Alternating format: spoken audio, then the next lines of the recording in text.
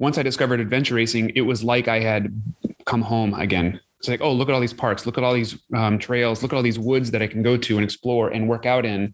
And for me, it was coming home.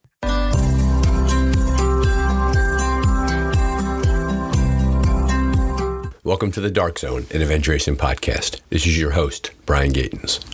In adventure racing lingo, a dark zone is a time when, due to darkness or safety, teams are paused on the course before continuing with the race. During that time, stories are exchanged, friendships are kindled, spirits are restored, and teams have a chance to prepare for the next challenge. We hope that you make good use of this dark zone. We're glad that you're here. Today we are joined by Jesse Tubb. Alongside his successful racing career, of which he speaks about at great length, Jesse is also the founder of G.R.I.T Adventures, an organization focused on bringing adventure racing to young people.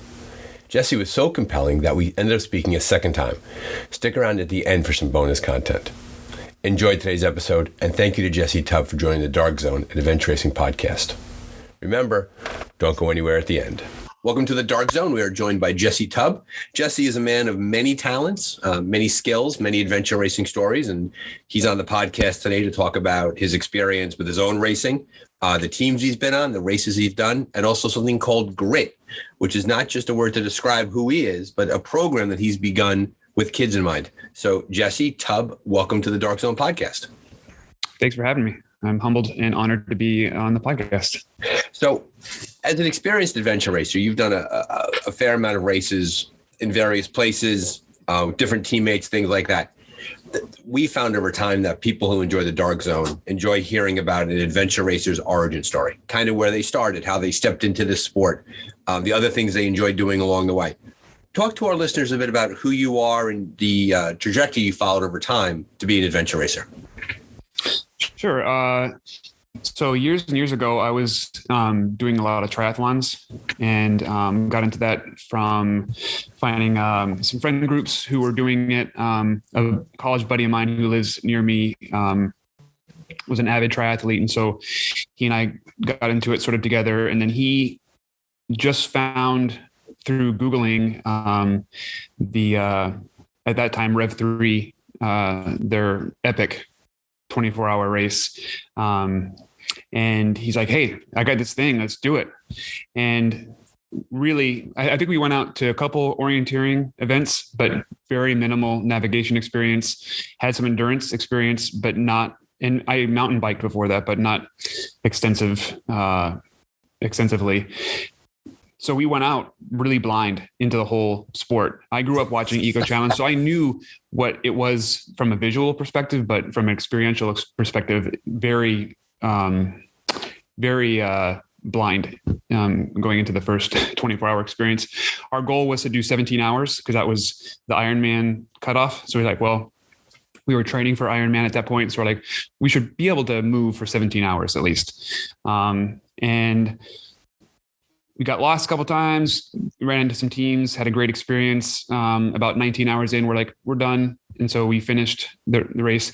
Again, not trying to be competitive or anything, just going out to have fun. We rolled in at 19 hours, went back to the Airbnb, showered, went home, found out that we got third place in the 2-man category. And so, like, well, we got to do it again next year and then try to be competitive and really double down on it. So we went to some more orienteering meets and dialed our navigation in. And at that time, did Ironman and really stepped up our training. And then we ended up winning the next year.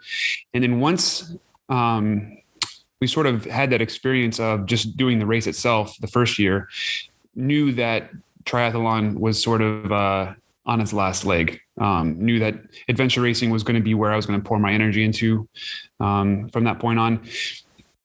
And then joined the Rev 3 team after that and did Cowboy Tough, which at that point was a 3.5-day stage race. And then stayed with them for a number of years and then got involved with Untamed New England with Jason Ertzvig and that crew, which was a great experience. Definitely stepped up the racing game.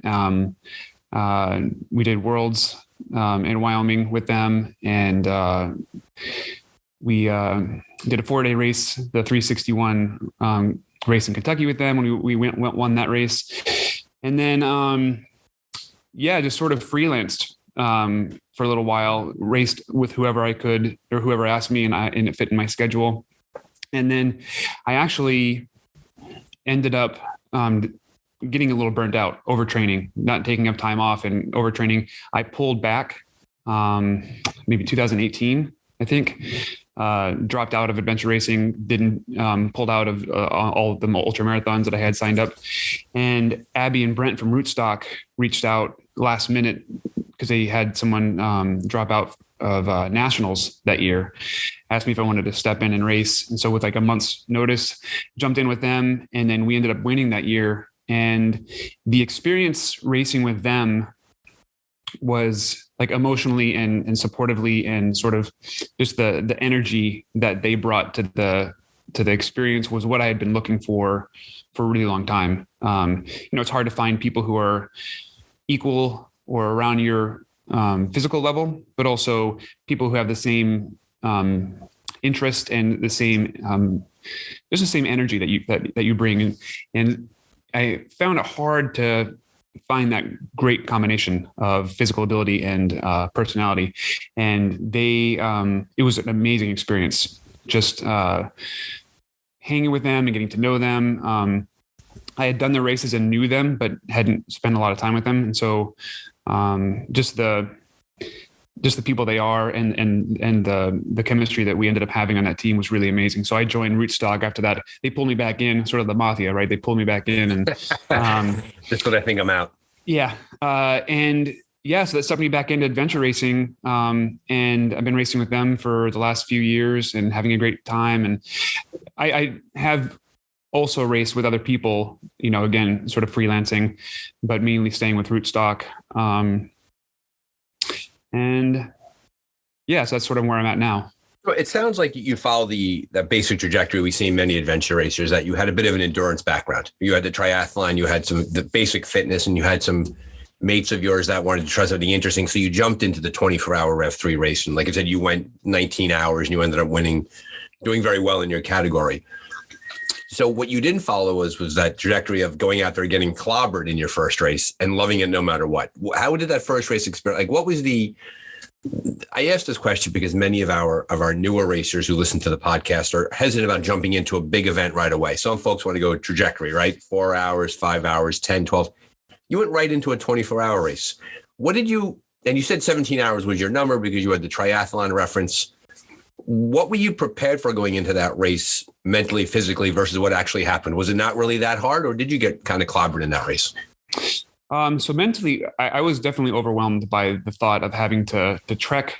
They published the distances, and I think it was something like 20 some odd miles of trekking and maybe 50 or 70 miles of biking. And so I was very overwhelmed by the numbers and the physicality of what that race was going to look like, especially with some of the mountains out there are really rocky. And I just wasn't sure. When was that race? It was out in the Shenandoah Mountains, so like Andy Guest State Park, and then the Macedon trails. And so knowing a little bit about the trails, we were definitely going into it very scared or very hesitant, not very confident about how we would do. So we intentionally dialed the energy back on, or we didn't step on the gas right away. Actually, interesting story. It started on a paddle. Our goal was to just get all the mandatories and get some optionals if we could. The first optional was off of the river. And we're like, well, if we see it, we'll get it. And if not, no big deal. We're pretty mid-pack at that point. We saw a bunch of kayaks off the river bank and people scampering up this hillside. So we're like, well, we're here, we might as well get it. I scampered up to get the checkpoint and looked for like 5-10 minutes, and everybody was searching around, couldn't find it. I bailed again because our goal wasn't to win. So I bailed real early, got back to the kayak. Travis and I paddled down the river, and not 500 meters down the river, the checkpoint was on the water right there. So we ended up getting that checkpoint, clearing the first foot section and getting to the transition area. And we were the first team. So we're like, okay. And again, not planned. It was just, I gave up looking for that one checkpoint because that was not even part of our initial goal. You bring up an interesting thing you see with races very often, that people will fall into the trap of following the herd. Yeah. Right. If a bunch of people go in one direction, those boats triggered you to go look there. Everybody went in that direction. So it's hard sometimes navigating wise if the group itself is actually being smart or being not smart, right? If they're walking off into the woods and not realizing it. I've known many racers, myself included, who thought everybody knew what they were doing. And all of a sudden somebody stops at the front of the pack and is like, I don't know where I'm going, but there's like 15 people behind them. Now, no one knows where they're going. Yeah. And so we sort of found ourselves in a unintentional good position early on. But again, we didn't push hard physically. And then the ignorance of not knowing what a reentrant was really bit us in the butt. We're looking for, I'll never forget, checkpoint J, looking for it and trying to use just terrain association to find this checkpoint, not knowing what a reentrant meant. A lot of our listeners may not know what a reentrant is. Do you want to tell them what it is so they're not caught in that trap? Sure. It's just like a dry creek bed, like a little crevice in the side of a mountain. And so Travis and I looked for it for a long time. The sun went down and we were the only team, like we hadn't passed another team. We haven't seen another team in a while. I turned to him and I was like, I'm going to be honest with you. If I was by myself, I'd be pretty scared right now. Because, we knew sort of where we were, but like it's first time I'm out in the mountains in the woods by myself. And so we ended up deciding to turn around and go back to our last known location because that's one of the cardinal rules. We run into a soloist. I don't know who it was. And he's like, yeah, I'm looking for Jay. It should be right up here. So we turned around, backtracked under 10 minutes. And he's like, oh yeah, classic reentrant. And so we found the reentrant. We went up and it was right there. We passed by it 3 times. But because we didn't know what that was, so that became our sort of, running joke, the classic reentrant. Well, there's a joke. There's the saying of the confidence of ignorance when you don't know what you're doing. But there's the ignorance of ignorance where you had no idea what you were doing. I can relate to that. Like for when I started racing, I had Dan Brandon was my partner for a long time, and Dan's a master navigator. So I would basically follow him around, and he'd be mentioning saddles and spurs and reentrants and knolls. And I'd be like, whatever, pal, like that's where it is. And off we go. Yeah. So I can relate to that. Anyway, so we continued on that race and we ended up partnering with a couple other teams and they helped us out, which was again, an amazing thing about the sport. New to the sport. We weren't competing against these other teams because they're 4-person teams or soloists. Super helpful. Really. I mean, not even a hesitation. Oh, you don't know where you are. Here's where we are in the map and follow us and we'll do this. And so just that sort of learning on the job mentality that comes to play with adventure racing is huge and has been huge. Even as I've become a more experienced racer, like getting helps from other teams and helping other teams. It's just, yes, it's a competition, but ultimately we're all out there to have fun. And it's just, that's one of the things I really love about the sport. But yeah, so we didn't physically get clobbered only because we tempered our energy level, and we knew like we never ran, we just hiked. Even in the biking sections, we walked a lot of the technical stuff, and so it was never like we were redlining. And so I think that's the misconception with when you tell somebody, yeah, I'm doing like a 4-day race or whatever, how long, any length of race, like even a 6-hour race is a long race. Objectively, but again, it's not like you're sprinting, and so people think that you're just like pushing super hard all the time. And unless you're on a competitive team, trying to gun for the podium, you hike. It's trekking and mountain biking and pushing your bike. It's for people who are intimidated by the larger numbers. I would say, stick to the mandatory checkpoints. Just it reminds me of the old cartoon, the skunk and the cat, right? Pepe Le Pew, right? He just prancing along, going straight, and then the cat is scampering around everywhere. Yep. If you just Pepe Le Pew, just doing your thing, you're going to make it, and you're not going to be terribly wiped out normally, or And that's a great piece of advice that you offered to the newer racer, that these numbers very often feel huge. 3 days, 4 days, 12 hours. I mean, you tell someone you're racing for 12 hours in adventure racing parlance, a 12-hour race is a relatively short race, in the context of the sport. And then, but to your point, like if you modify your energy, if you're thoughtful about your nutrition, if you take care of yourself, you can cover that distance over time. It may just be the mandatories, right? Because as we all know, and I'll explain this for our listeners, there are mandatory checkpoints that you have to cover. that in order to be a finisher. And then throughout the race course, there'll be many races have optional checkpoints. You have the choice to get to, and you have a time frame to get there, right? And you never should come in late, and we've all been there, but that's one thing you want to avoid. So you clearly had a good experience because you level set your expectations the right way. You walk through your fear in the beginning, right? You were nervous about it, but you did it anyway. You relied on other people for help. So you checked off a lot of those boxes that we say to newer racers, do those things, right? Put aside your concern, talk to other racers, take care of yourself out there. Now that was a 24-hour race that you raced for 19 hours, and clearly you really enjoyed it. And what was fun, winning is fun, right? You had a taste of winning at that race. You mentioned that triathlon was on its last legs. Was that for you personally, or was that for the environment of the sport itself? Yeah, I don't know that I can really speak to the larger environment, but for me, once I did the adventure race, because I grew up in Lake Tahoe, born and raised. I spent a lot of time in the woods by myself, with my friends exploring, and so the energy of triathlon is much different, right, than adventure race, where it's obviously a set course, and you're racing in a linear fashion against other people. And when I did my adventure race, I'd been in Maryland for a few years now, and there's a lot of people here. It's a real dense area, Maryland, DC, Baltimore area. And once I discovered adventure racing, it was like I had come home again. It's like, oh, look at all these parks, look at all these trails, look at all these woods that I can go to and explore and work out in. And for me, it was coming home, and allowing Maryland to feel more like home, as opposed to it feeling not separate, but it just took us a while to settle in here because my wife's from Connecticut, a lot of beautiful woods and obviously Lake Tahoe. And so once I discovered adventure racing, I was like, yes, this is for me.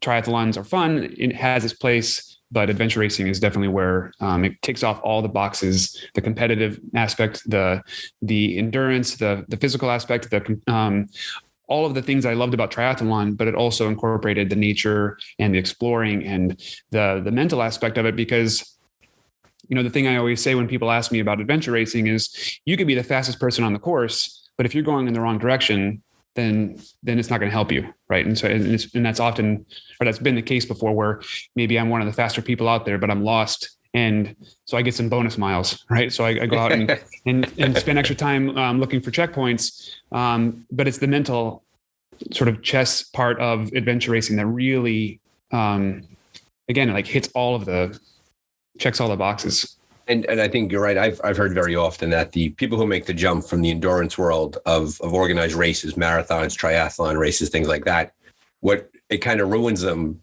to go back after adventure racing, because now they know the direction to go. All they have to do is propel themselves forward, and you make a turn here, make a turn there. Where adventure racing uses their endurance skill set, but then layers on top of that strategy, the route finding, the navigation. So I agree with you. I think that there's a large part of the appeal for adventure racing to many people is exactly that. You spoke of how you moved from the 24-hour race world to the longer and the larger races. And you mentioned the worlds out in Wyoming with Cowboy Tough and things like that. What was your first big multi-day race? Was it Worlds, or was there another race that you did first before that? No, so I did Cowboy Tough, the 3.5-day race, and that was a stage race. So it wasn't a true expedition style. Right. And to that point, an expedition race for the most part is that the race starts and you're given a set of maps, and we'll see you in 3 days, 4 days, or 5 days, right? That's an expedition race. Whereas a stage race, you would return to a set location at the end of the day, sleep, and then go back out the next day and do more of the race. Right. Okay. And so my first real expedition race was Worlds in Australia, and it was my 40th birthday present to myself, or my wife's birthday present to me. And it was supposed to be a one and done. Not bad, by the way. Yeah, it's a pretty good birthday present. Yeah, it's great. It's amazing. Yeah. I got a cake. But good on you for going to Australia. Yeah, and so that was supposed to be a one and done thing, and all that did was open the rabbit hole to the longer races. And let me back up a little bit there. So there was actually the thought in your home that I'm going to go to Australia, do this race, and I'll be done racing. That the itch will have been scratched. Well, I'll be done racing that length of race. Like it was supposed to be, it was supposed to be like, I'll never do one of these long races again. This would be like my one opportunity. I'm turning 40. I'm only going to get slower and whatever. And so these were all the rationalizations that I told myself and my wife, and we both believed it. And now we've learned that I can never say never, because I don't know how many times I said, I'll never do X, X, Y, and Z. And 6 months later, I bought that equipment or, whatever. I did a race one time that was 24 hours long, and the race started alongside 4-day racers. And I'm like, oh, God bless those guys. I'll never do that. Next thing you know, you're in New England for 5 straight days, tripping and stumbling around Maine, right? Exactly. You never say never in adventure racing. Yeah. So how did Australia go? It was in some ways, quick question. How many things there tried to kill you? That's all they say about Australia. That everything there wants to kill you. No, one of the teammates got bit by a spider. We didn't see the spider, and so we just sort of did the wait and see game. It's like, well, if you pass out, then we know we got to call somebody.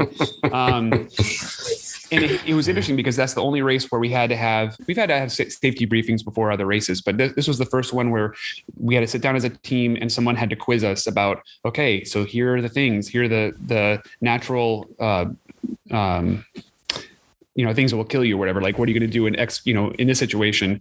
So it was the first time. How long was that list? Was that like 9 pages long? It was long. It was, and luckily I had some really smart people on the team that could memorize things better than I could. Otherwise I'd probably still be at the table trying to answer that question.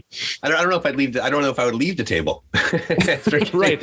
It was definitely intimidating. And I understand they have to cover themselves, but, we didn't find that it was, luckily, we stayed on the East Coast. And so it wasn't like we were in the outback, and it was fairly benign. But that race was really hard because it was the first time that any of us had done a 6-day race, and it was we had some really low lows, but we had some really high highs, and I mean it was almost. Now, who were your teammates for that one? Who'd you go with? Oh, it was Chris Muse, Glenn Gibson, and Molly. I'm blanking on her last name right now. Okay, those are great people.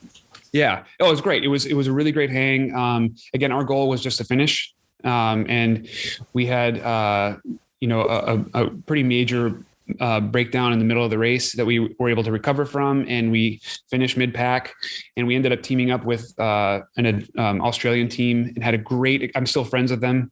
And that was, that happens a lot, right? Yeah. You meet people on the course. Like one of our best friends now is someone who we crossed paths with during a race and said, hey, let's keep racing together. Yeah. Tell us about that breakdown during the race. What happened? So we were in the bottom of this really big canyon, beautiful area. We had all these boulders, and we had to hike out of there to get to a river, to pack raft down the river. We ran into an Australian team who were blowing up spectacularly in a different way. They had lost teammates. They were spread out.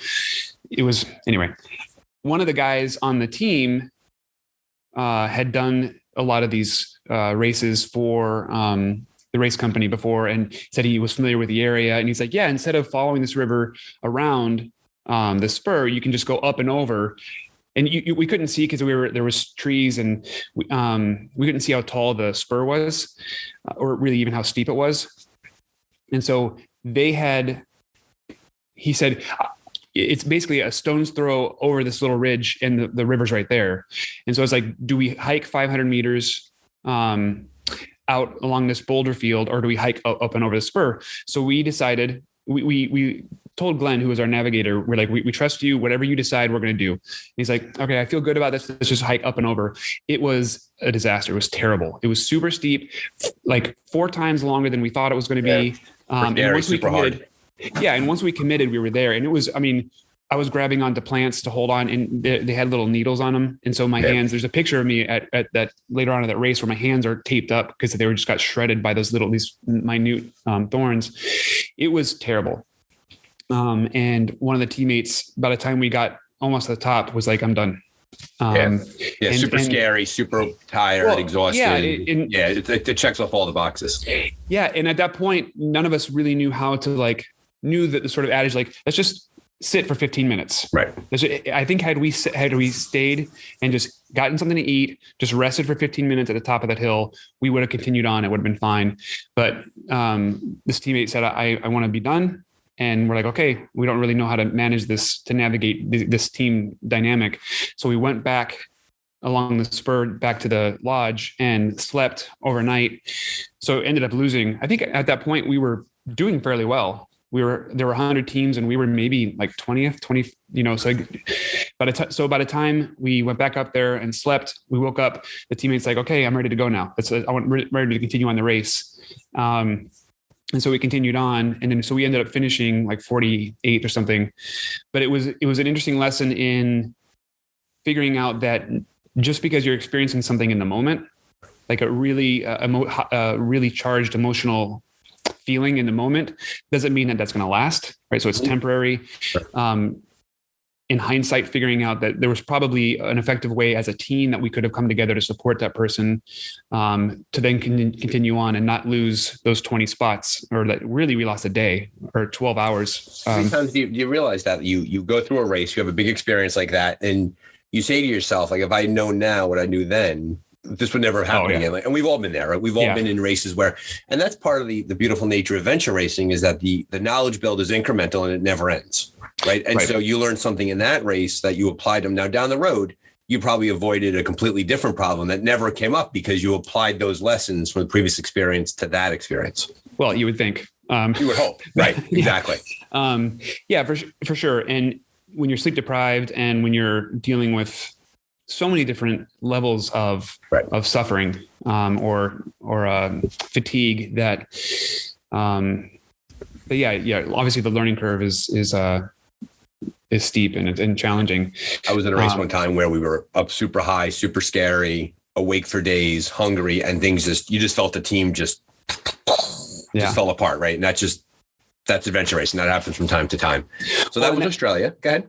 Well, I was just going to say real quick, that's one of the things I love about the longer adventure races, or the more difficult or extreme adventure races, is that it recalibrates things. So when you get home, you realize that it's not as bad, right? So like the things that you suffer through in a normal day, someone cuts you off, there's stress in your relationship or in other aspects of your life.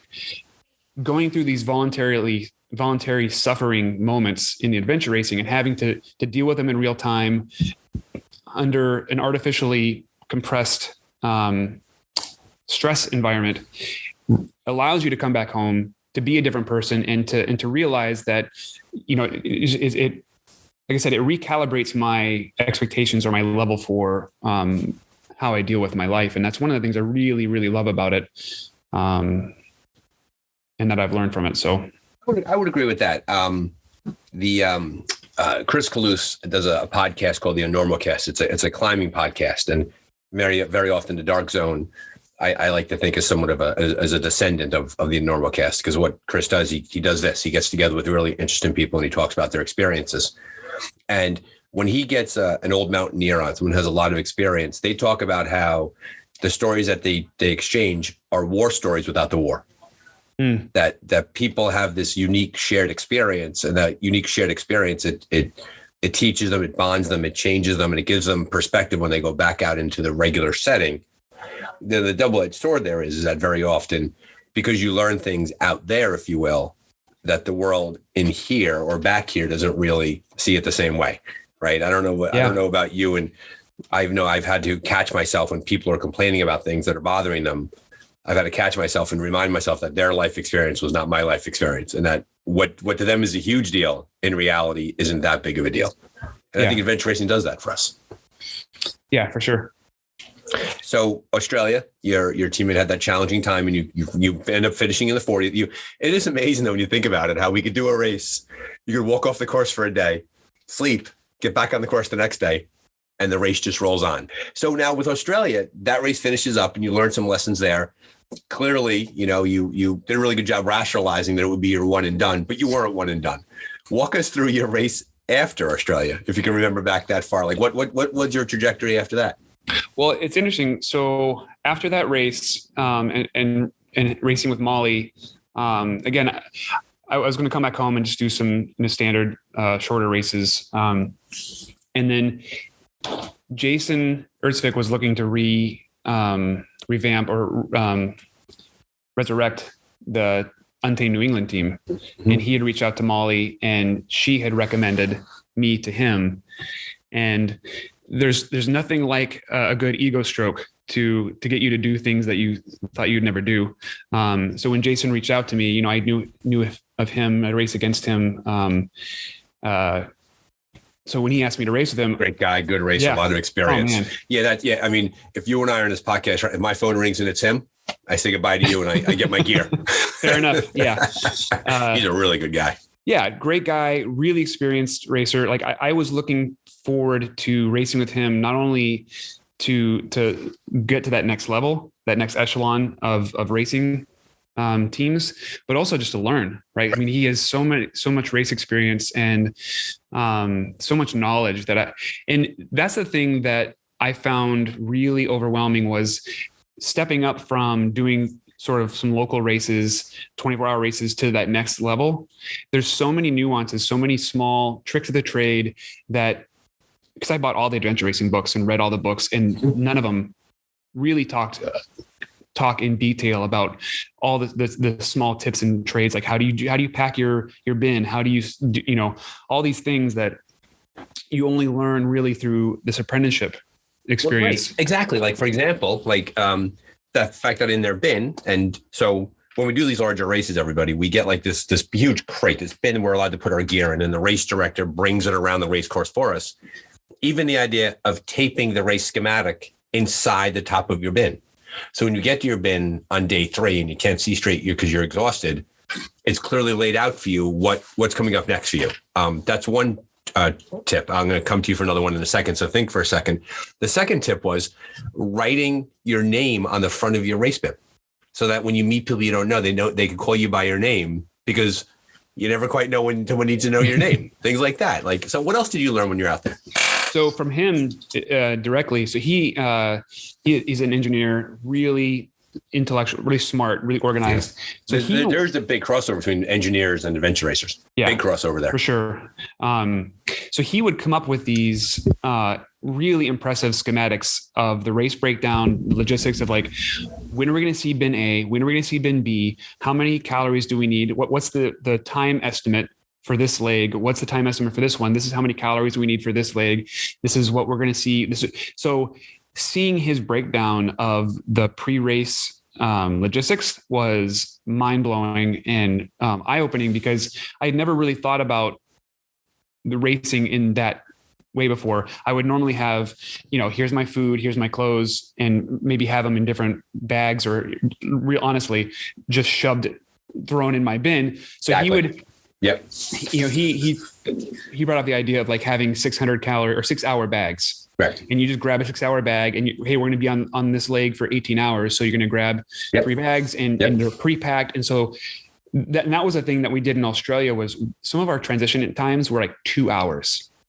I mean, we were in transition area for I think it ended up being like 12 hours. You bleed time in transition. Man, it's amazing how fast time goes in transition. Yeah. Changing clothes and eating full meals and like all this stuff. And so now like I don't change clothes hardly ever, right. Even for really long races. And that's come to bite me in the butt, literally. Well, not fighting, but it's like, so I've learned that. Noted. Yeah. There are definitely times where you need to change your bike shorts. We would call that the undercarriage issues that we have from time to time. Right? Yes, exactly. But yeah, so just the fact that pre-planning, and this is something else that Brent Friedman from Rootstock is really good at too. Like just like thinking about the logistics beforehand and like all the contingencies and coming up with all the stuff, because thinking about it fresh from your living room is one thing to then trying to figure it out day 2. And like, okay, wait, we're going to be on this lake for how long? Do I need to bring extra socks? Do I need to bring, like, it's all written out. It's all already figured out. And I think the jump isn't from not finishing to finishing. The jump there is from finishing inside of a certain time and having a certain experience, and finishing in a different time and a different experience. So I do agree with you. I think that when you begin to get more focused in your logistical preparations, and you think about weight and calories and what you're going to carry, not going to carry over the course of a multi-day race, those micro adjustments to how much weight you have to carry to how much food you have in you, those compound over time where you can knock a lot of time significantly off your overall race time. Yeah. Yeah. And I'm with you, by the way. I was at one point when I had to do a big race, I just threw a lot of stuff in a bin and I'm like, I'll just go shopping when I'm in transition.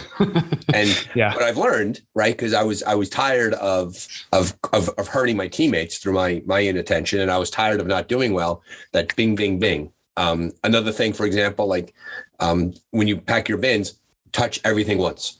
Just touch it once. Like you don't need to go back and forth. And the second thing is just never stop moving. Like constantly over time, just if you're always going, the old story, if it's a 12-hour race and if you waste 5 minutes an hour, you've given back an hour of the race. Like blows your mind when you think of it that way, of how much time you would just burn. Yeah. And the other thing that Jason was really good at is pre-planning everything before we got to transition. So like you're trekking and you're going along and you're 30 minutes out of transition. That's the time to start figuring out, like, so Molly was, and I found this to be the case, which is sort of ironic, and I might get myself in trouble here. Women tend to be so awesome in transition area, right? So the old stereotype of like women take forever to get out of the house. They are so good in transition. Almost every female I've raced with kills all the guys in transition time. So what would happen is we would talk logistically, like, okay, so our navigator is going to do the maps. Who needs to take care of his stuff? Who's going to do what? And so when you get in transition area, you know exactly who's doing what, who's responsible for what, who's taking care of the navigator, so that when you're in the transition area, there's, like you said, there's no dead space. And if someone finishes early, the question I always ask, like, if I finish before someone else, how can I help you? What can I do to help you? What can I do? And so I've raced with teammates who get their stuff done and then they sit down and they're like taking a nap or whatever. I was like, dude, that's not the answer.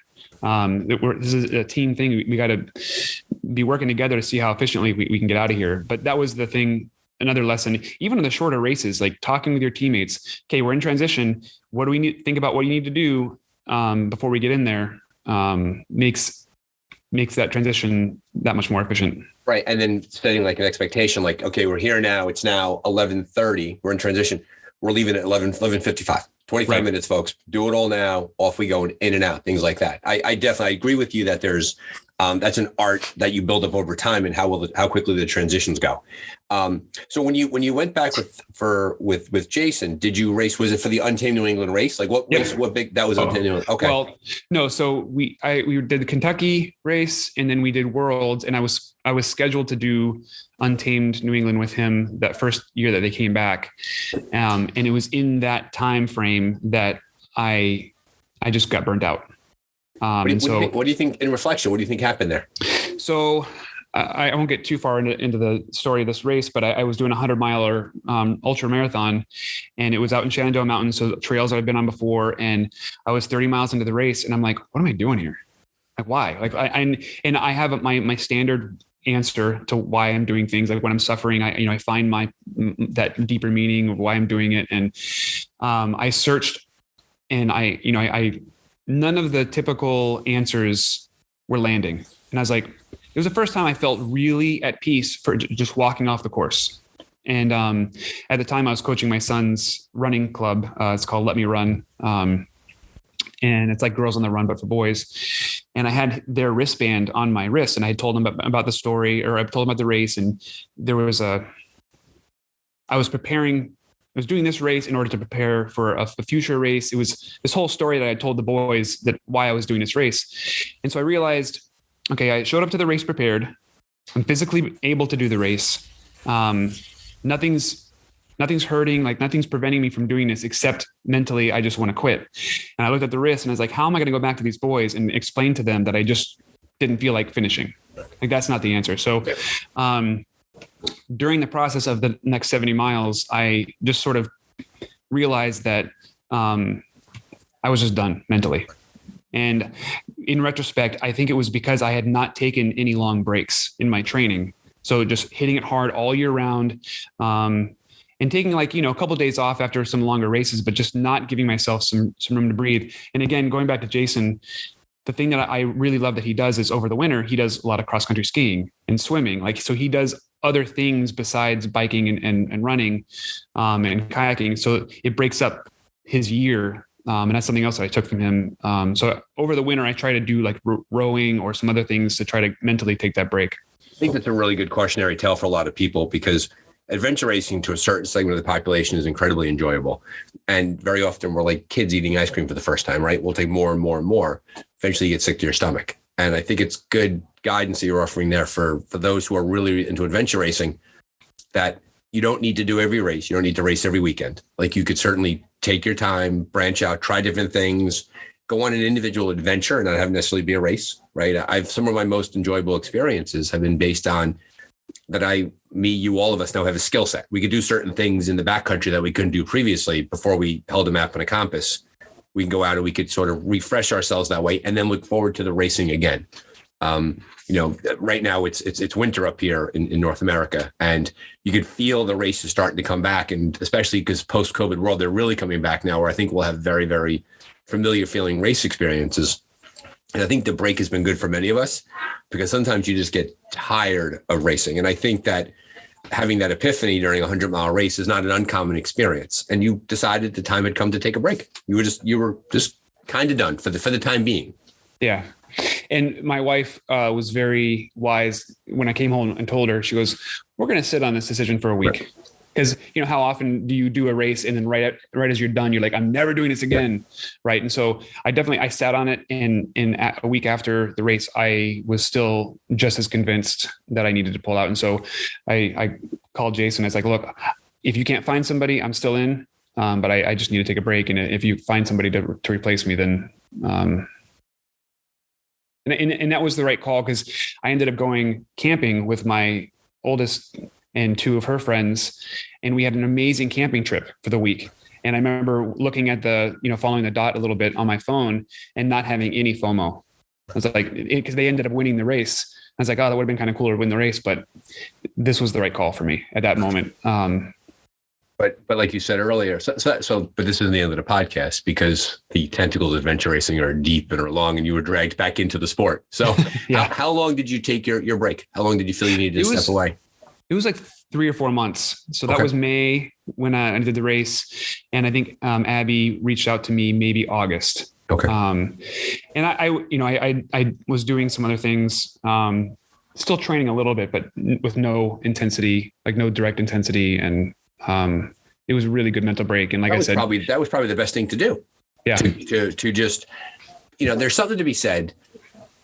So there's different train of thought around this, right? Some people say that coaches are excellent, right? You need to have the Sarah Goldmans, the Jen Segers of the world. Like, they are amazing, and they're strong, and they get people so much better than they are. And every good coach and coaches I've worked with realize that you need to build in breaks for the racers, that it can't always be tip of the spear, it can't always be there.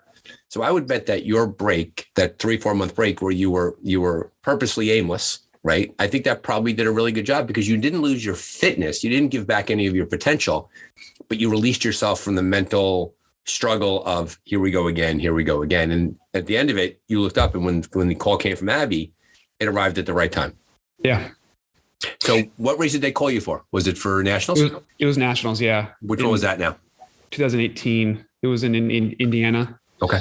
And we ended up winning. Real quick side story about that race. Brent was doing awesome navigation. We were racing head to head against Dave Lamb, Britt, and Chris Muse. Mm-hmm. And there's a lot of biking on that race. It was a 30-hour race. They flew by us on the bike. There was a couple long bike sections, and we just knew there was no way we were going to catch them, just because they're such strong, especially Britt and Chris, are such strong bikers. And we were on a long orienteering section on the bike, actually. So we didn't have any expectations of catching them. We roll into the last canoe section, and turns out that Dave Lamb's team never showed up. And so we were in first place. And so we paddle across, did a short O section before the finish, and finished, and we ended up winning. Turns out, there wasn't hard navigation on that bike section, but turns out Dave, who, again, one of the best adventure racing navigators out there, he wanted to take a shortcut. And so they ended up bike whacking, and it cost them an hour and a half, and we beat them by 20 minutes maybe. And so had they not taken that shortcut, they would have won. And we had resigned ourselves to the fact that we were going to get second. And so again, that's what the thing I love about the sport is you just never know.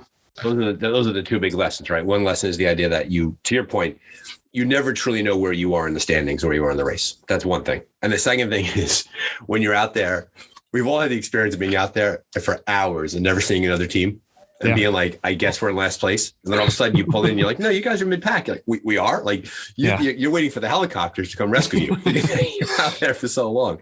And you look up and to your point, like you don't, never turn your back on the race and never think the race is over before it is. I always like to ask about nutrition. What do you like to eat during a race? Are you a junk food guy? You a real food guy? You my teammates' food's the best food guy? Where do you fall on that? I'm in all of the above. I go into it with a loose nutrition plan. I found that for me, nuts tend to really jack up my stomach a little bit. Mm-hmm. So I used to use trail mix a lot. And then you can ask any one of my former teammates, and the smells that emanate from me during a race are pretty terrible. So I have yet to really dial in what's going on there. Right. But I know that nuts are one of the culprits. But yeah, a lot of junk food. I try to get in some real food when I can. Teammates' foods are great.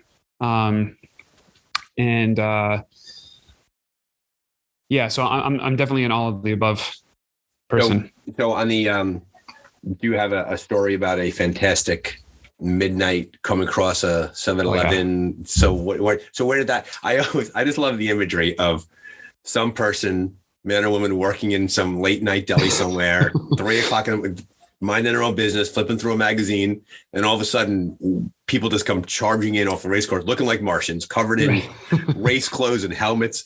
So what was your favorite overnight quickie mart stop that you came across? My favorite midnight food snack or food story doesn't involve actually us going into a mini mart. So it was the second year we did the race. Travis and I, his wife was out there riding. She was riding with some of her friends. They saw us at the transition area at the far end of the race course and asked us if we wanted a sandwich in the cooler back at our car, which is another transition area. We're like, yeah, that'd be great. So we roll in like 3:00 in the morning, having only eaten like beef jerky and M&Ms. And again, not having really dialed in what really good race food was like. I remember, so on our way back, someone had a honey stinger waffle, and that was the most magical thing in the world to me. Yeah, I'd never had it before. And then I had some trail mix. So we swapped with another race team. So that was a fun experience. But we get back into the car and there's no sandwich, but there's a soggy Big Mac in the cardboard container. And I made love to that Big Mac in the middle of the parking lot at 3:00 in the morning. And I was moaning, like rolling around in my mouth. It was the best thing ever. And this was only, 14 hours into a race. This wasn't even like a multi-day race. But the funny thing is Travis was trolling around on some race blogs, and he happened upon somebody's race report and about that race, and mentioned that they saw somebody moaning in the parking lot at 3:00 in the morning. It was so magical. And it was one of the first times I realized just how good food can be. I'm not a foodie, but at times of deprivation and longing, that could be, but a cold Big Mac is magical. Scotland, day 3. We're trekking across, you race in Scotland, you're going to see every single season, right? And we are just wet and cold and we're trekking across these massive mountain ranges. And my teammate, Jim, takes a fresh carrot out of his pack. Like, anybody want this? It was like the greatest thing I've ever eaten in my entire life, because I was just done with the goos and the sugars and stuff. And that's to your point, right on. And I'll add the McDonald's version of that story was, again, in Scotland. We needed to get some real food into our race bins going before the race. And we couldn't really source anything in Scotland. We had a hard time finding something. So like the morning of the race, I went down to McDonald's and I bought like 35 cheeseburgers. And we just wrapped up. And the people, first off, we're the only American team and we're buying 35 McDonald's cheeseburgers. Right. Like, could we possibly be any more of a stereotype? I was horrified by that. But we just put them in our bins, and those burgers, they last. Calories are calories. Calories are calories. And late in a race, you just don't care, right? Exactly. I did an Everesting attempt with a bunch of cyclist friends of mine locally. That's at 26,000 vertical feet over 29,000 it was just, feet. It was the hottest day of the year. It was a terrible experience. We were all suffering, cramping.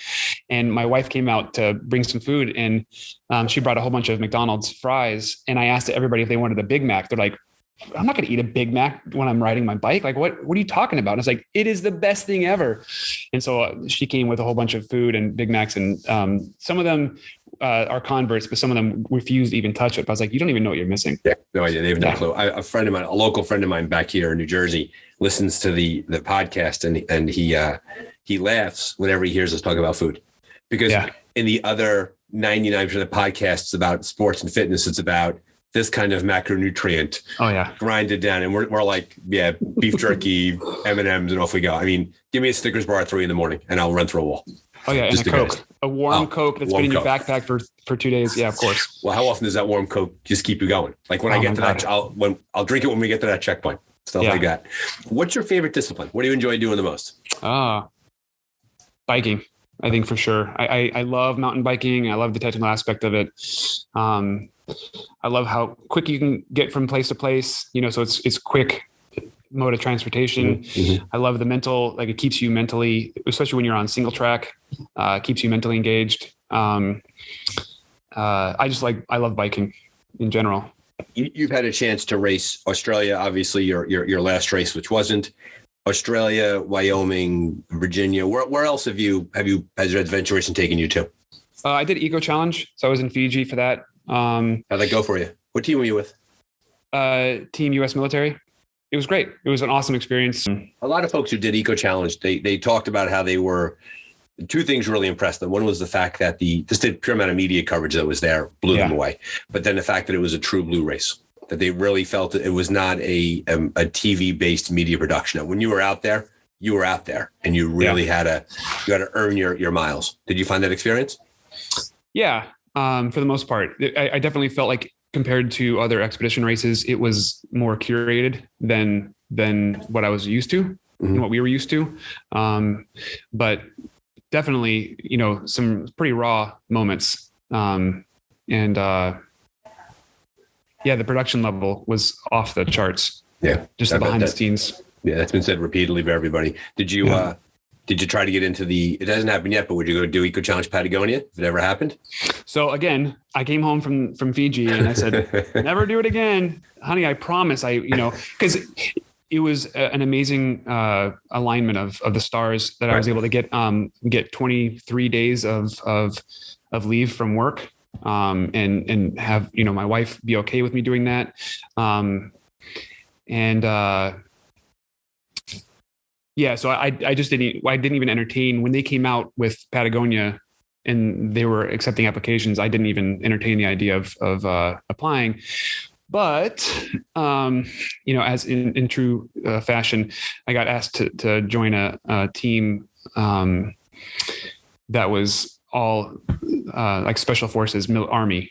And so I was really eager to jump on that team with some people that I'd been wanting to race with for a long time. And I felt like we had a good shot of being chosen because of that story. And so we put a video together and then they pulled the plug. But that was another conversation, an honest conversation with the wife. Like, so I want to make sure like you're cool with this. And she was the one that actually encouraged me to apply both times. So that's huge props to her for. Which branch of the military are you involved in? Army. How many years now?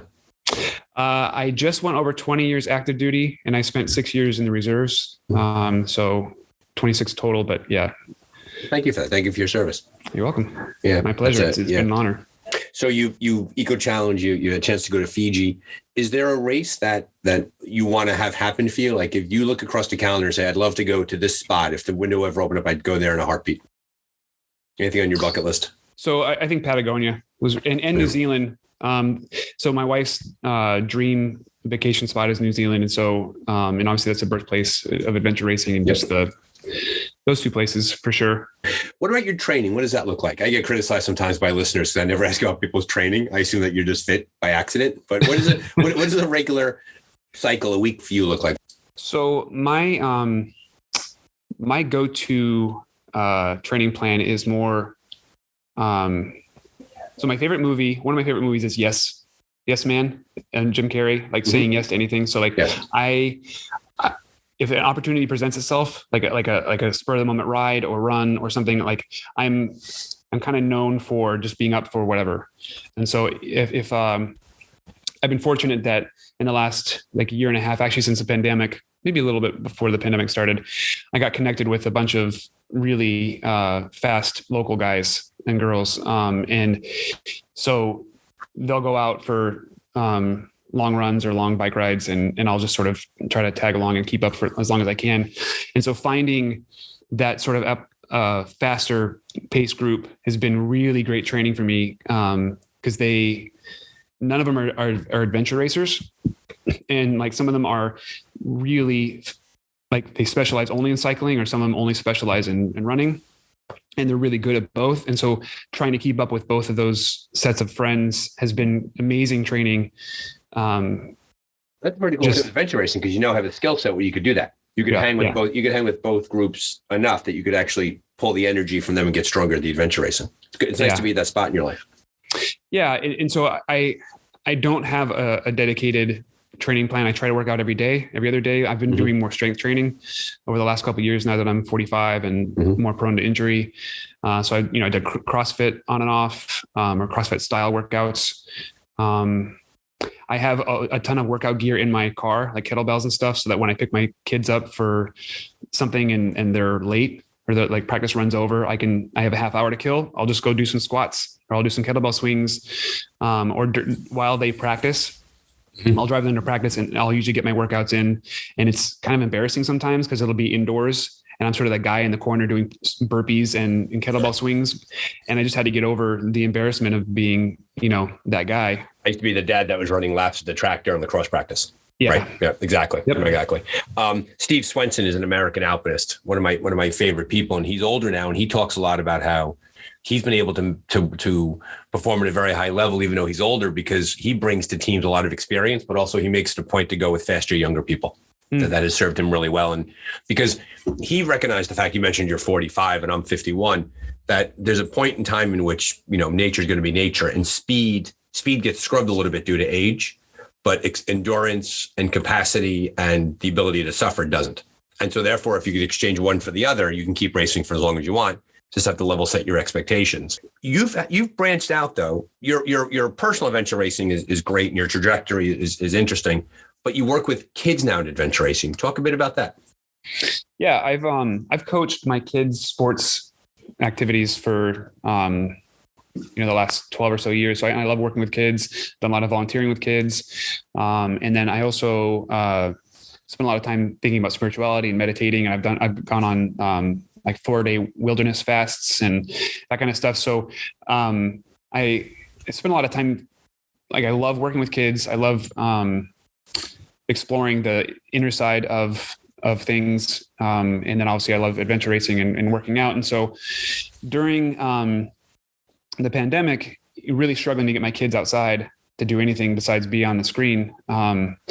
Once when Eco Challenge aired on Amazon, my son and his friends saw the show, and they're like, "Hey, can you put on something like this for us?" And so I put on just a fat ass impromptu race for them, had them find medallions and the whole thing, and had some adventurous friends whose kids were willing to trust me with the kids' lives in my hands. And it was an awesome experience. And through that experience of putting that race on for them, like they rafted down the river, and, they did mountain biking, and they had, I gave them all first aid. So I trained with them a little bit, gave them some first aid training, and, taught them to be self-sufficient. They had a radio, so they were out on their own. The parents were stationed at various points of the course, but it was, for some of these kids, the first time they had ever been in the woods by themselves. And they were all maybe 7th grade, 8th grade. And the sort of aha moment for me was I was filming them with my phone while the kids were rafting down the river with these inner tubes. One of the inner tubes had popped. They were laughing. They're trying to get down the river, trying to like squeeze two kids onto one raft. And and there were some people on the side of the river looking at what was happening. And they're like, is this a company? What company are you with? I said, no, it's just, I put on this race for my kid and his friends. Like, if this is not a company in a year, I'm going to be really disappointed. And so I was talking to the parents afterwards and seeing just the smiles and the experience that the kids had, really sort of planted the seed for creating what became G.R.I.T Adventures. And G.R.I.T stands for Generating Resilience, Independence, and Tenacity. And it really is the physical manifestation of everything that I am passionate about: working with kids, mental resiliency, and getting kids outside, getting people outside. And so the first program was the fall of 2020. There's only 12 kids, and I always have a scholarship spot, a spot for someone who can't afford the program, who comes in for free. And I found a bike for them.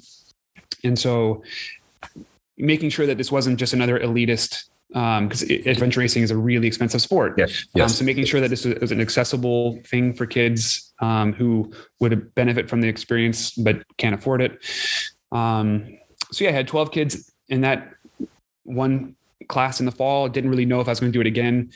Parents were asking, and most of the kids who did the program were friends of mine.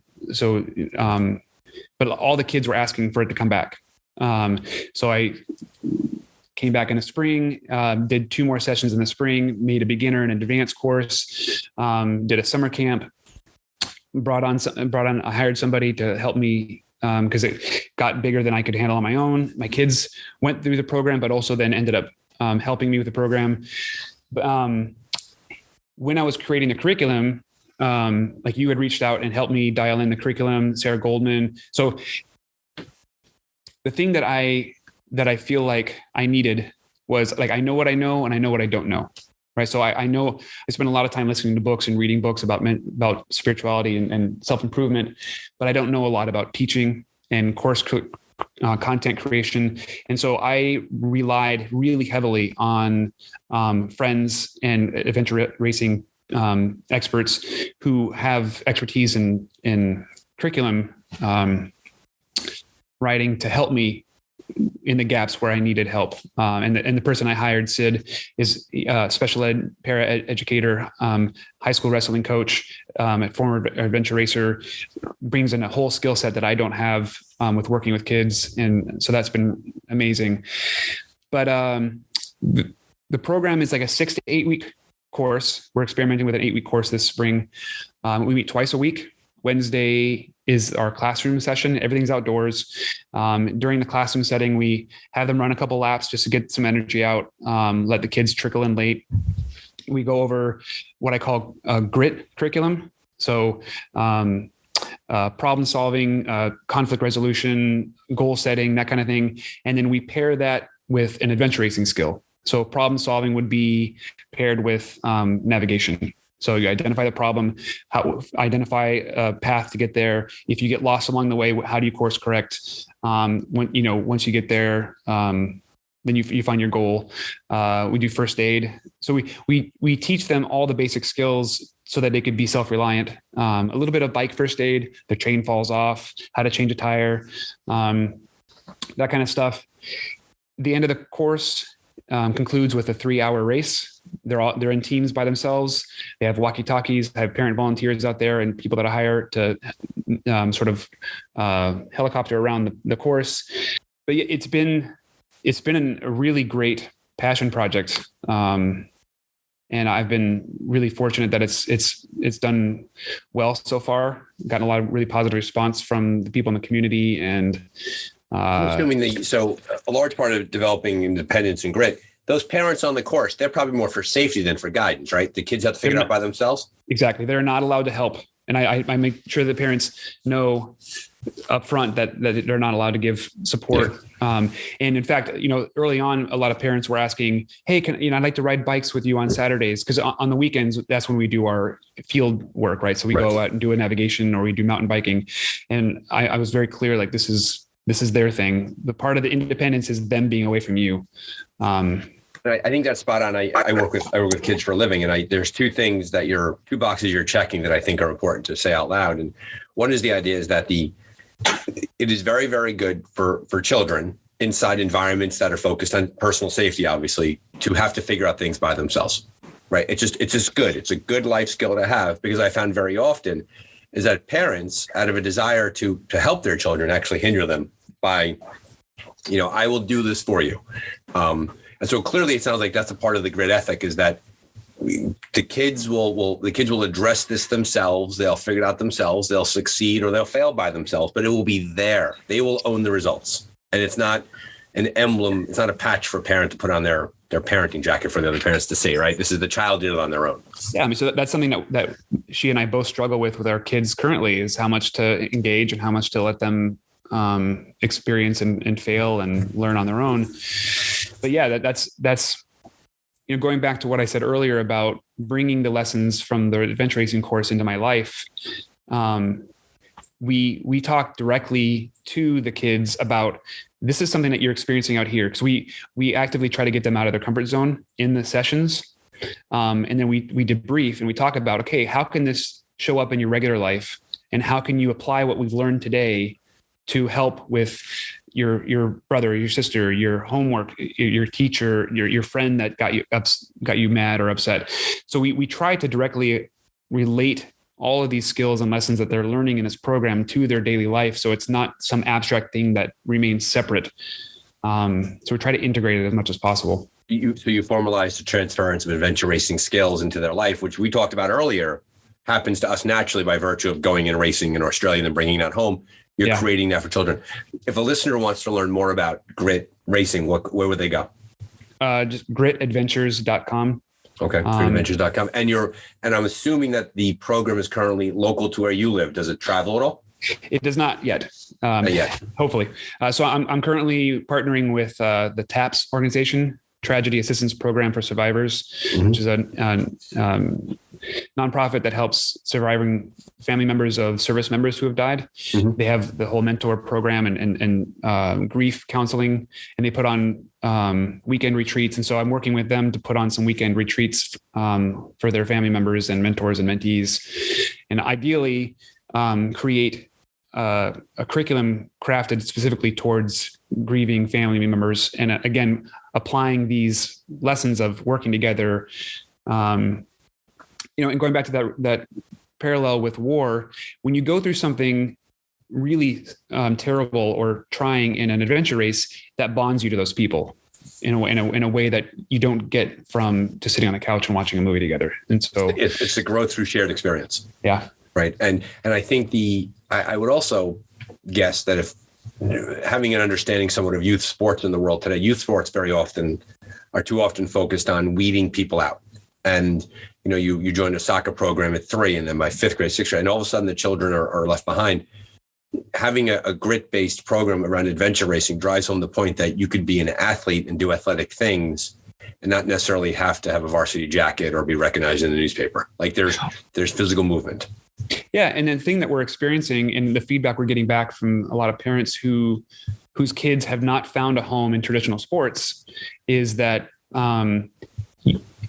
this is obviously, there's a competition. There's a winners in the adventure race in our at the end of the program, but you can see it on their face when they finish the race. Kids who finish in last place, second to last place, they have won. Right. So it's again, we're not taking the competition aspect out of the race, because that's still an important aspect to it, but helping them to learn the lesson that it's the act of going through the process and finishing the race together and figuring out how to overcome the obstacles together that ends up being the mark of success and failure. But and I have parents reach out saying, I don't know if my kid's if this is really good for my kid because they can ride a bike, but they're not really great. Or my kid is really an experienced mountain biker. I'm sort of worried that they're going to feel like they're not really doing anything.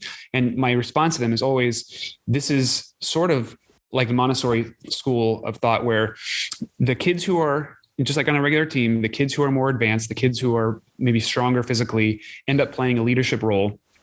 And there's often times where a kid who's physically better might not be a good navigator. And so that dynamic of team captain or team leader, even within a race, will shift.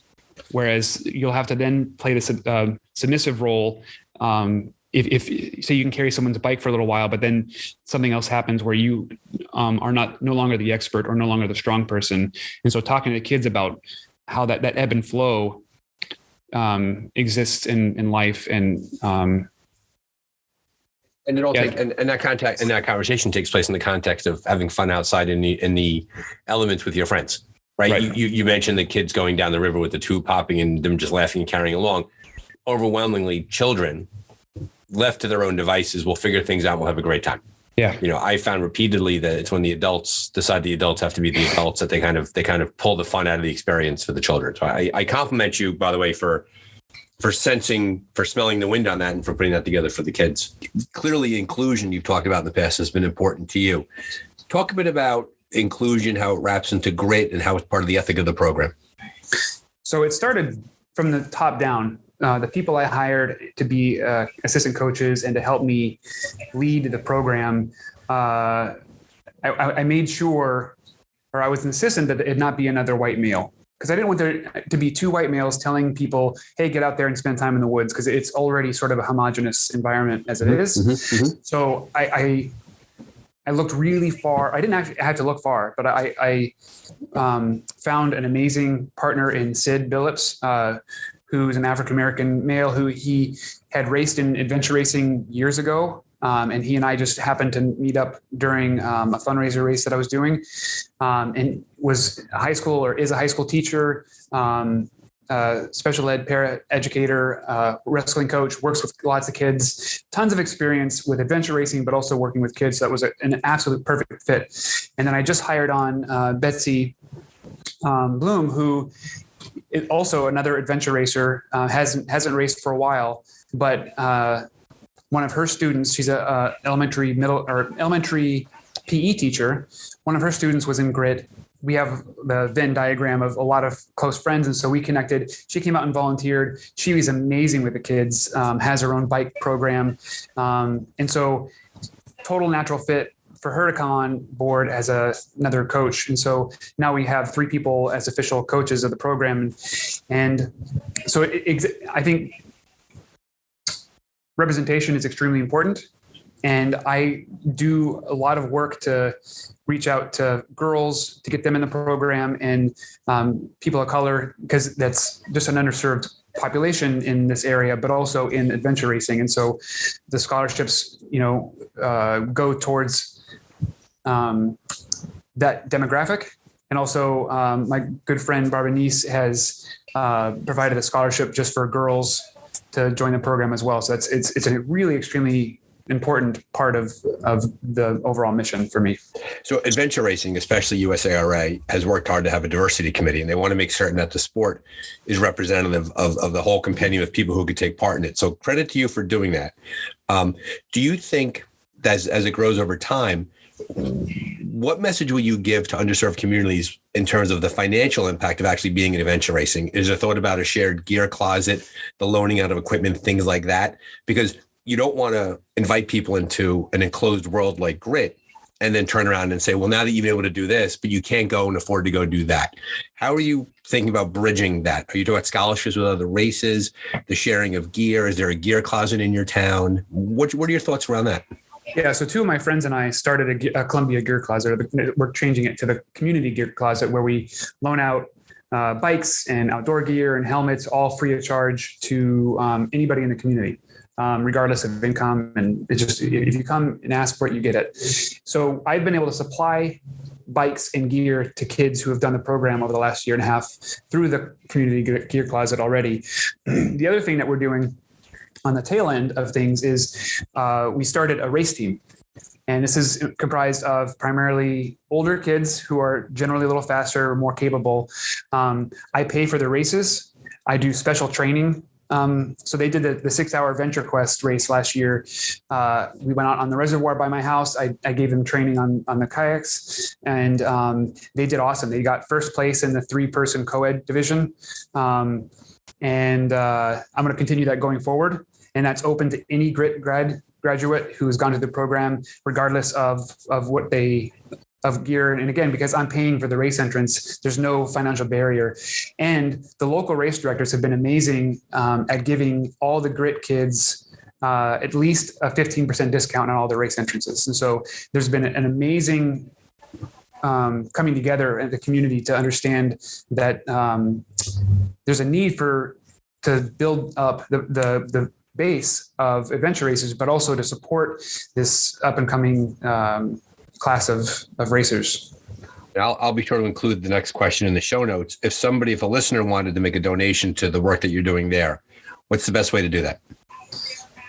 So the best way to make a donation is just to reach out to me, and I will coordinate with a kid that will end up getting that scholarship.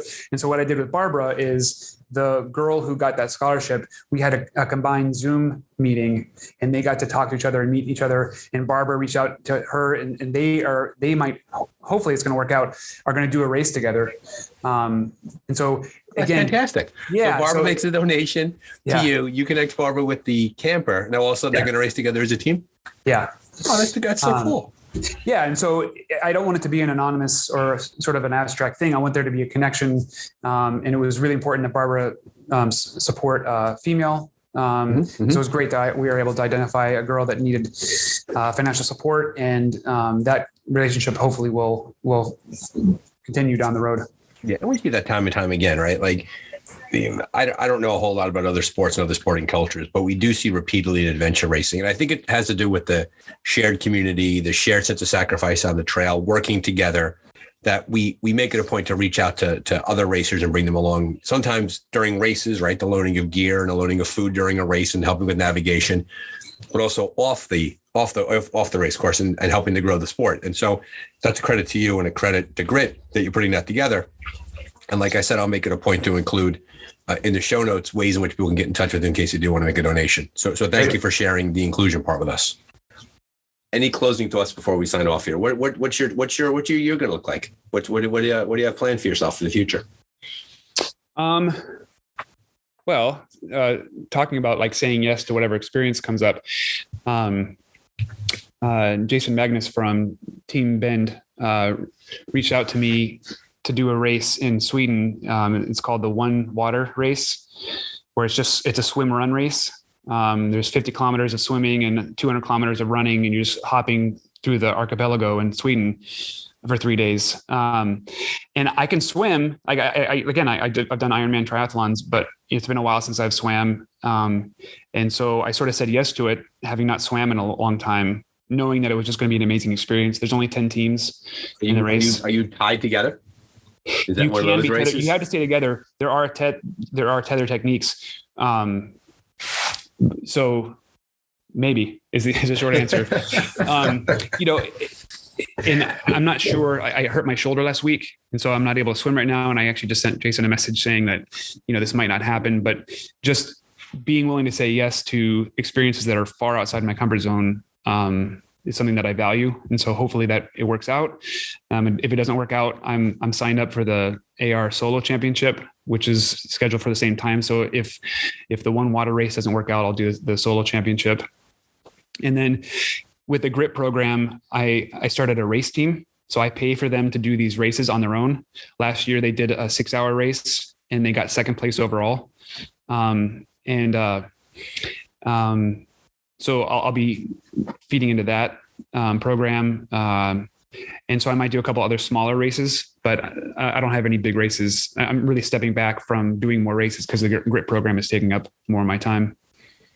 And kudos to you for doing that, right? There's one of our earlier guests had talked about how earlier in their career, they took more joy out of their personal success than of helping others. And over time, as they've grown into the racing scene, racing isn't really the biggest thing to them. The biggest thing to them is knowing that they're contributing to the community and they're making the organizations and the people better. And that's what you appear to be doing with G.R.I.T. So Jesse, thank you for joining the Dark Zone. It's our pleasure to have you. I will be sure to include all of the references to G.R.I.T in all of our show notes. Listeners, please hop on there, check out Jesse's stuff. Jesse, thanks for joining the Dark Zone. Thanks for having me, Brian. Always love our conversations. Thank you, Jesse, for your time. And listeners, stick around. Here's some more Jesse bonus content. So let's talk a bit about your training. And for those who stuck around, for those who are still here following the initial podcast, thank you for sticking with the Dark Zone. We've already had the outgoing music. And the reason why we're still talking is that Jesse, after considering our podcast, realized he didn't talk as much about training as he would have liked to. And Jesse's a training monster. He enjoys training. So we spoke and we decided to bring Jesse back on for a second go round. So this is a second recording we have where we're talking about a bit more about training. So thanks for sticking around for the extra bonus content here on the Dark Zone. Jesse, you're a successful adventure racer. You do a lot of good distance things. You're solid. You're strong. What does your training look like? Tell us a bit more about that in depth. So, I think there's two different approaches to training. One is the type A personality. And if you have to understand what kind of person you are, to understand what kind of training is going to best suit your personality. So if you're type A personality, hire a coach, get a training plan, follow it. You don't have to think it's all set for you. Sarah Goldman and Jen, her last name's Mm-hmm. Yes, mm-hmm. Both great. I've had a lot of friends who have used them with a lot of success. Yeah. So I'm more of a type B personality, right? I have a macro approach to my training. So I'll take like a week or even like a 3 or 4 week look at my training and then use that as sort of my general guide for how I train. So for 24 hours and less, what I like to do is I've used the Runner's World Run Less, Run Faster book. So it has you running like 3 or 4 days a week. Couple days, like during the middle of the week, you're running 5 or 6 miles at a time. And then on the weekends, you're doing a longer run. And I've taken that approach and applied it to biking as well. So I'll do some shorter bikes, some speed work, so mix it up, hills, speed work, and steady tempo stuff. That's during the middle of the week.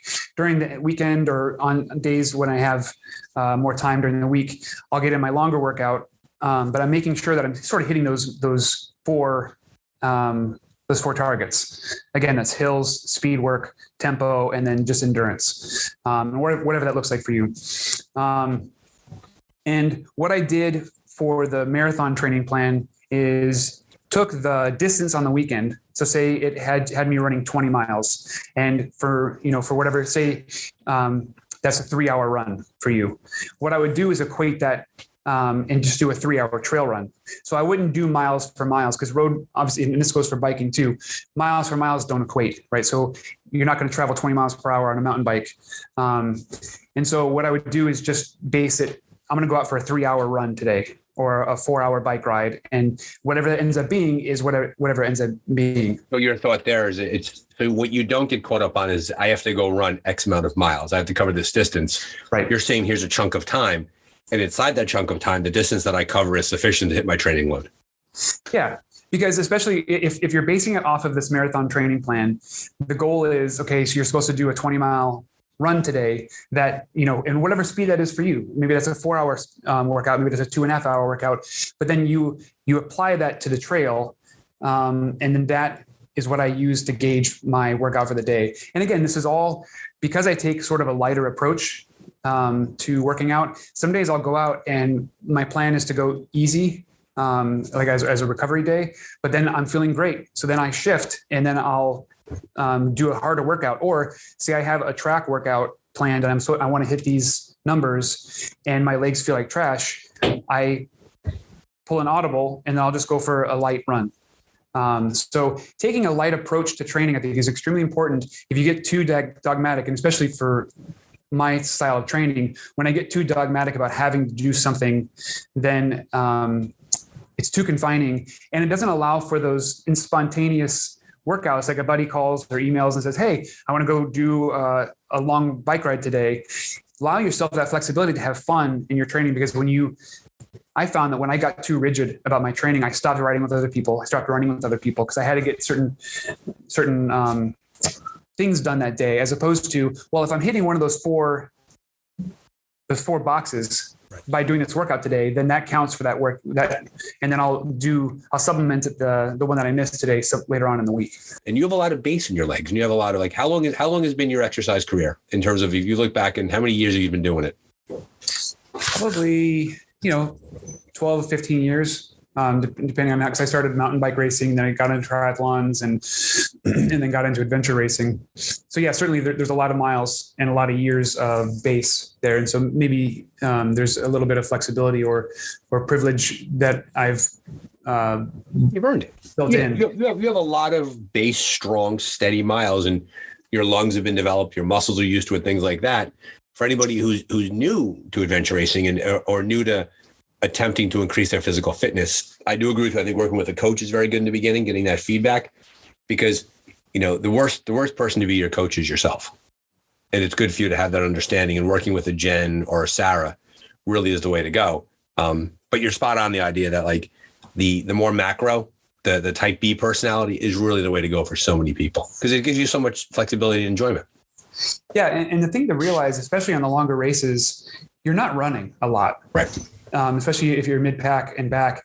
And so spending the time, and that's why I use the time approach versus the miles approach, because if you're spending 3 hours on your legs just hiking, again, with a weight, or if you're doing, hills or bushwhacking, like the whole old Army motto, train like you fight. Right. So I train a lot with, especially as race season gets closer, I'll mow the lawn with a pack with weight, like maybe a 50-pound pack. I walk the dog, family hikes. I have friends. So if you have slower friends and you're riding or running with them, I have like a 1 sandbag friend and I have a 2 sandbag friend, so I've literally created sandbags out of gallon Ziploc bags and duct tape them and I put them in my pack. Yep. And that way I'm able to I have the social aspect of the workout while getting a really great workout and building up the upper body muscular endurance to carry the weight. And that sort of brings me to another point, like understanding what your role is in a team. Like if you're the Sherpa, you need to train carrying extra weight. Yep. And there's been a lot of times where I've had to carry multiple packs. I carried Abby's bike on my pack while we were mountain biking, but building up that endurance on my shoulders and my back to be able to take that load over years, knowing that was my role is really important. If you're the rabbit, doing fartlek runs, so training like hike for a while and then sprint for a little bit. Like again, simulate the race conditions as much as possible. Get your feet wet, get your butt wet. Yep. Like if I pass a creek and as it gets closer to race time, I'll sit in a creek and get my entire lower body wet. Yep. Shoes, chamois, all that stuff wet, because it can happen during a race, and you have to figure out how to minimize that and how to navigate that during a race. And I think that's a really important point to make for the newer racer, and more newer racers are talking about listening to the Dark Zone, is that it is in your best interest to prep for every eventuality that you're going to see out there when you're in your training. Like train in the clothes you're going to wear during the race. Don't change something up race morning. Don't try a new pair of socks. Get like a sock shoe foot lube system together and practice that and know what that looks like and things like that. Because you're right, because when you throw yourself into an adventure race, it's amazing. And I think you'll relate to this. The level of personal discomfort that you could now tolerate after several big races is really something else. Yep. I did a race this past weekend. Mark Latanzi, by the way, a sponsor of the podcast. Thank you, Tanzi Navigation. Mark Latanzi had his winter wildcat, and somebody in the dining hall after we had finished day one talked about how she had a thorn in her shoe for like the last 2 hours, and it wasn't killing her and it wasn't torturing her, but she didn't stop to pull it out because it was buried. It was deep in her shoes. Her shoes were wet. She didn't want to take off her shoes, get cold, and she just dealt with it. Now, she wasn't injured, mind you. It didn't create a hole in her foot, but it was that little discomfort that you just get used to. So I think you're spot on about that. So the training is, the systems are important, but like the physical feeling of what you're going to go through as a racer is very important too.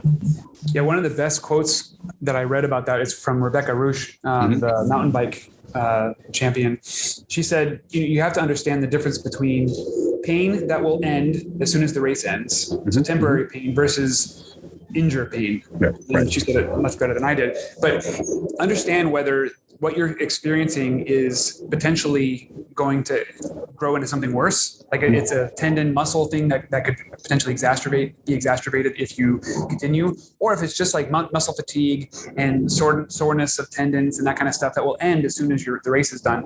So going through that in training and understanding what those different pain signals are is really important, so that when you're in a race, again, you have a thorn in your shoe, it sucks, it's painful, it's nagging, it's really uncomfortable, but you know that in 2 hours it's going to be over. I also think too, as someone who is on the older side, I'm 51 now, I've also learned to ignore my body for the first hour, 2 hours of a race. Like everything doesn't feel good. Like it takes a while to warm up.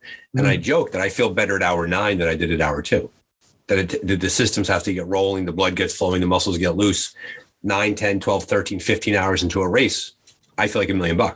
When the race starts, though, as it takes time to sort of get your body up and running, it's challenging. So I would say that to a lot of the older racers out there is don't mistake how you feel at the beginning of a race for how you feel during the race itself.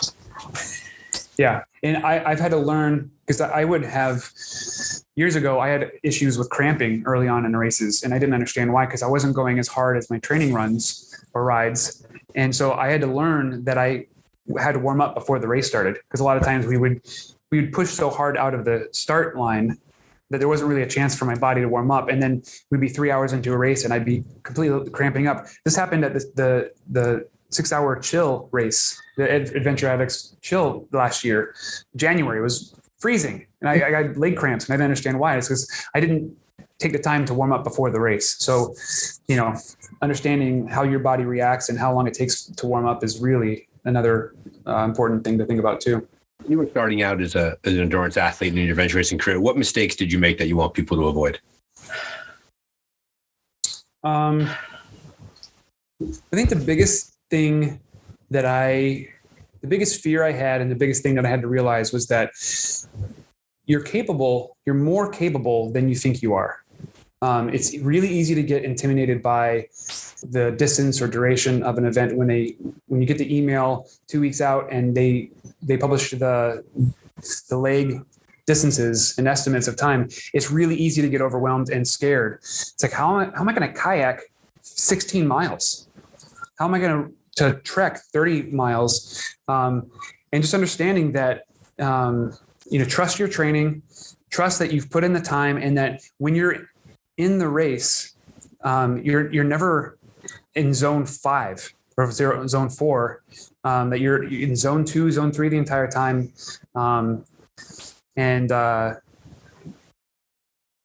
If you've done the training and you've put in the hours, you're going to be great. You're going to be fine. Great piece of advice that I got one time was, no matter how you feel, it's going to pass.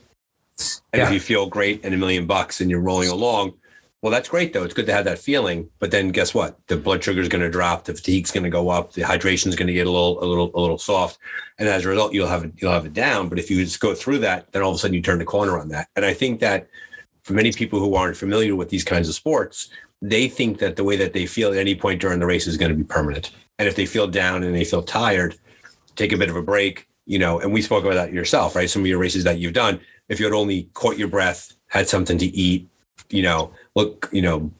just relax for a bit, you'd be able to get right back into the race and don't get caught up on the idea that it's all downhill from here. Yeah. And Rebecca talks about that too, in one of her interviews, just that it's amazing how many times you get caught up in how you're feeling in the present moment, not understanding that it's temporary. In a lot of ways. Exactly. And on that note, we will bring our bonus content, courtesy of Jesse Tubb, to a close. Jesse, thank you again for joining the Dark Zone. It's a pleasure to have you on, and all the best with grit and all of your racing. Thank you very much. Thanks for reaching out, Brian. Appreciate it.